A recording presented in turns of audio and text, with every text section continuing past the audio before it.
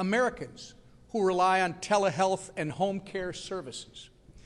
These are just a few of the victims of the Chuck Schumer Democrat shutdown.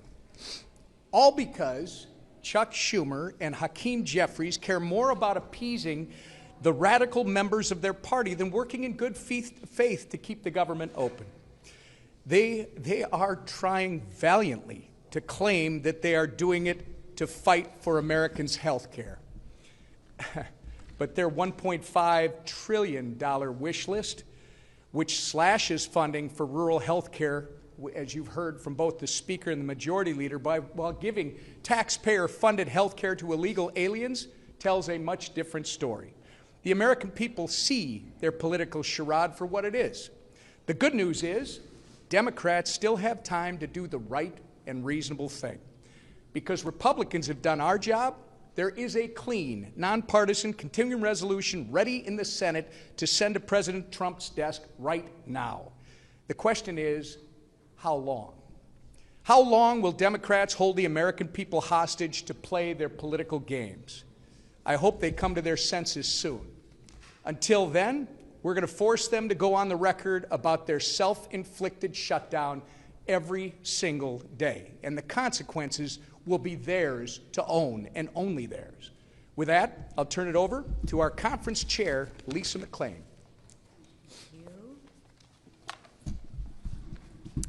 Thank you, and good morning, everybody. Listen, this is really simple. There is a way to open the government today.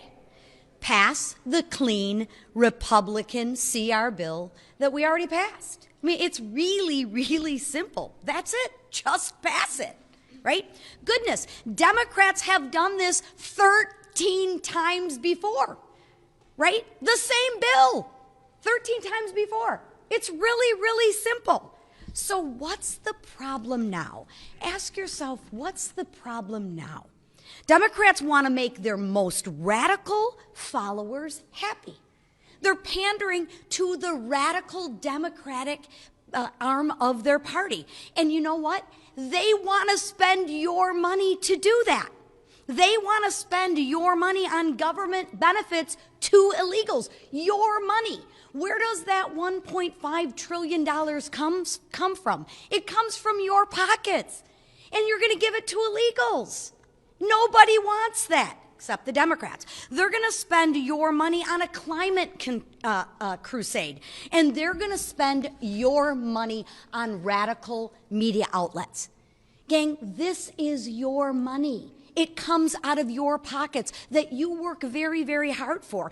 And more than $1 trillion they want to spend on their radical Democratic goodies. What's more, they want to make you pay for that all while gutting historic investments in rural health care, which is really interesting, right? What's their talking point now? Oh, health care, right? Then ask them, why would you gut $50 billion if you care so much about health care from the rural health care, right? Because they don't have any facts. All they have is talking points, right? And they can't remember what they're talking about. Right? They're talking out of both sides of their mouth. They want to take $50 billion away from rural health care. Gee, I wonder why. And since they didn't get any of those things on a silver platter, they want to throw a fit, a tantrum, and they want to shut the government down. And guess who pays the price for that? Real Americans do. So I ask Democrats, are you okay with this? Are you okay with mothers on WIC unable to get milk for their children? Answer that question, Democrats, because with your no vote, you are voting for mothers on WIC not to be able to feed their children. Are you okay with that? Ask them that when you talk to them, right? And ask the Democrats, are you okay with soldiers wondering how they're going to make ends meet when they aren't getting paid? That's their vote when they vote for the clean CR, when they have a no vote on the clean CR. They are voting, Democrats are voting, to make sure that troops aren't getting paid. Ask them if they're okay with that. And ask them if they're okay with delaying home purchases for families and benefits of veterans, right? Enough. Stop the hijacking of our government. Stop the political games. That's why the leadership team behind me put a clean CR on the table. We didn't play any political games. We didn't add a bunch of our wish lists, a bunch of our pet projects to the CR. No, we said enough with the games. Let's put the exact same CR on the table that the Democrats voted for 13 times. And you know what they said? They said no. So if the Democrats really care about the American people, pass the clean CR, stop hijacking the American people, and stop pandering to the progressive, radical arm of their base. Thank you. Right here, yeah, yeah. Does the president have the constitutional authority, just because of a shutdown, to lay off thousands of federal government workers, or withhold funding for congressionally approved projects that are already in the works? Yeah, he does. Okay, this is the way the system works. This is Chuck Schumer's decision is to hand, as I said on a couple interviews yesterday, the keys to the kingdom to the president. Right? He has put himself in that situation. And it's completely unnecessary. The president takes no pleasure in this. The president did not want a shutdown. I'm telling you this from my own testimony. I was in the Oval Office. He pleaded with Chuck Schumer and Hakeem Jeffries to do the right thing. Keep the government open. We'll talk about all these other issues later because that's how the process works.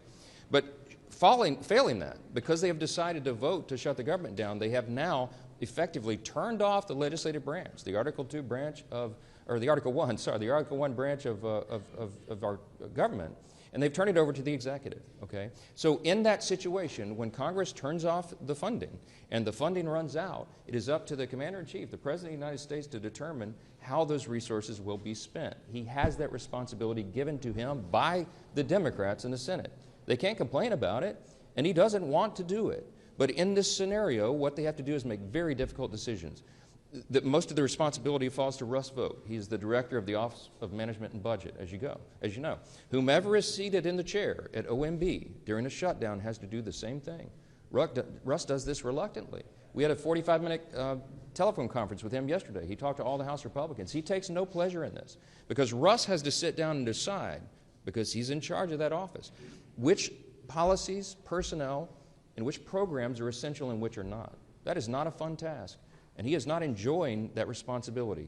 And it could end today if the Senate Democrats would come to their senses and do the right thing for the American people. But if they don't, and if they keep the government closed, it's going to get more and more painful because the resources run out and more things have to be reduced and eliminated. Now, when he sits down as the director of OMB, he will obviously have a subjective determination on the priorities.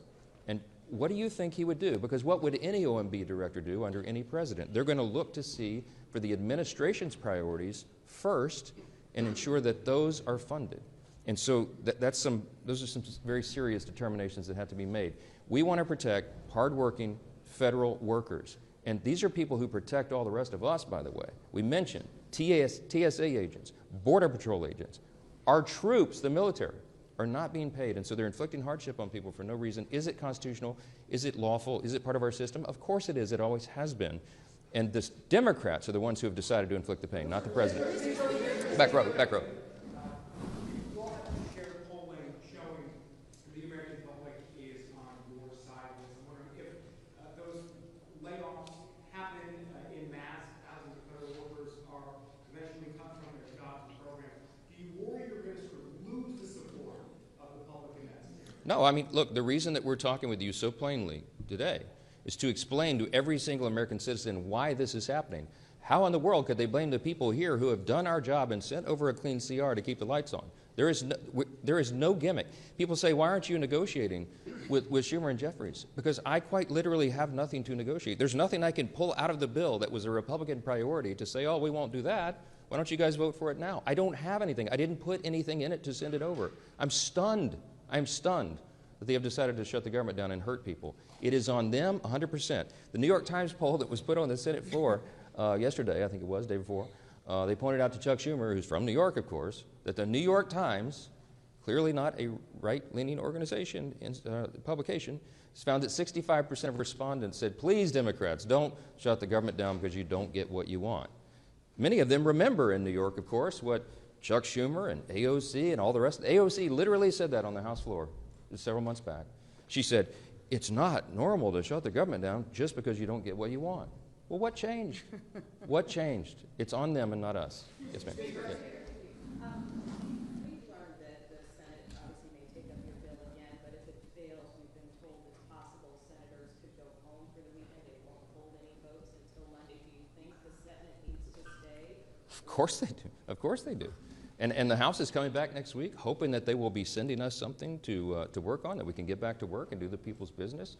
They're anxious to come back, but the Senate Democrats, 44 of them, all the pressure should be on the 44 Democrats who were dug in to try to pander to the far left corner of their base. That's what this is. How important is it to appeal to the radical left of your base and hurt Americans? Because if they drag this on through the weekend, more and more people will be hurt. I want you to think about, I come from a big military district, okay? Louisiana's 4th Congressional District is home to Barksdale Air Force Base and the command of Global Strike. The Global Strike Command is in my district. In the south part of my district, we have Fort Polk and the Joint Readiness Training Center. I have lots of active duty military and lots of veterans. I want you to think about the young airman or the young soldier who's deployed right now, defending our freedom and all of us in America's interest. And they've left, I think of this one particular family. This gentleman is deployed. He's got a young wife at home, and they have 3 small children under the age of 6. She's not going to get a paycheck as long as Chuck Schumer is playing political games up here. They don't have a big, I know this family well, they don't have a large tranche of savings, okay? This is going to be a serious hardship. She won't be able to make the car note. She won't be able to maybe pay for groceries for the kids because Chuck Schumer is up here playing games to pander to the far left of his space. It's outrageous. Real people are getting hurt. Veterans are not getting health care services. We have suicide prevention programs, okay, that will not be funded because of this. This is not a game.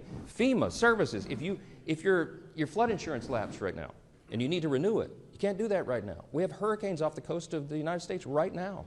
If you buy a home and flood insurance is required, which is in so many places around the country, you can't close on your home right now because Chuck Schumer and 43 friends in the Democrat friends in the Senate are making a game out of this. It is ridiculous. It is irresponsible and dangerous.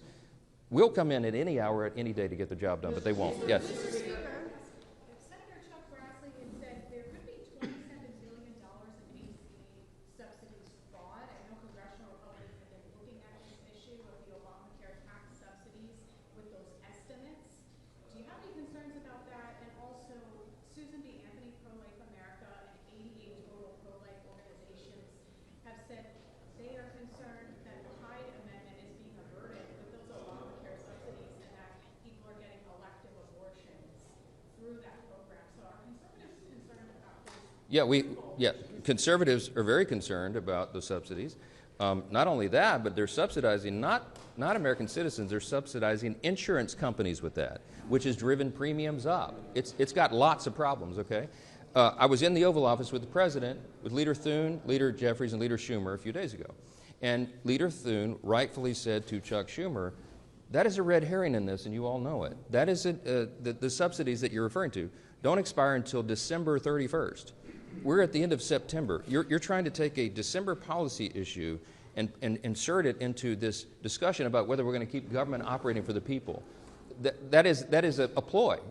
They've done that simply so that they can show a fight against Trump and Republicans. Let me tell you what that is all about. There'll be lots of thoughtful discussion, deliberation, and debate about that because there's lots of opinions and it needs major reform.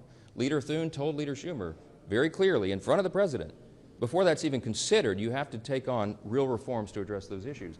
And they demonstrated right there in front of the President. He saw it for himself. That's not a simple issue. That's going to take weeks to deliberate and discuss and debate. But that's the beauty of the process. We have 3 months to do that. That is not an issue for today. The only issue is whether they're going to vote to keep the government operating for the people. Clear, plain and simple. Yes, sir. Mr. Speaker?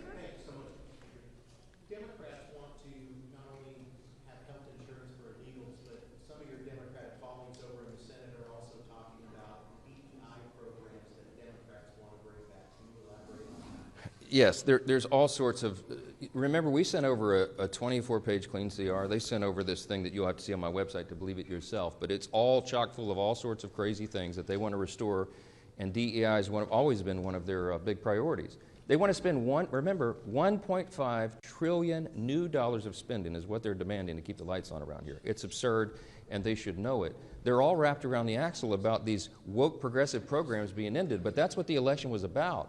That woke progressive stuff is what the American people rejected. Some of our Democrat colleagues here are doubling, tripling down on it. Good luck with that. Good luck with that for the midterm election. Today, the White House with Mr. Vogt, the president posted on Truth Social this morning that the meeting is to determine which of the Democrat agencies they recommend to be cut. This is in addition to the money for New York, for the transit funding being cut, and in addition to blue states seeing their energy funding cut. Two questions on this. I mean, do you think this is political targeting? Is that appropriate? And then in addition, HUD had on its agency webpage blaming radical Democrats for this. Is that an appropriate use of taxpayer money being overtly political? It's something we haven't seen before. I think what the HUD website says is the objective truth that we're telling you right now. There are 44 Democrats in the Senate, and by the way, every Democrat in the House except one who voted to shut the government down. They are the ones that made that decision. The White House and the executive branch take no pleasure in this. But when they are tasked with determining what the priorities are, obviously they're going to follow their principles and priorities and not the other team. That's the results of an election that everybody voted in, the popular election and electoral college. I am. And that's why I'm pleading with the entire country to call your senators, your Democrat senators, the 44 people who want to shut the government down. You should call them right now and tell them to get here and get to work and open the country up for the people. So many of you asked me this morning about sombreros and memes and why Hakeem Jeffries is all alarmed by that. But look, these are games. These are sideshows. People are getting caught up in battles over social media memes. We've got to keep this is not a game. We've got to keep the government open for the people. I don't know why this is so complicated. And to my friend Hakeem, who I was asked about, man, just ignore it. I mean, Gavin Newsom was trolling me last night. He painted me like a minion. He painted me yellow with big glasses and overalls. And I thought it was hilarious. You don't respond to it. For all my friends, R's and D's, don't respond to it. Get to work, do the people's business, and let's get on with it. Thank you all so much.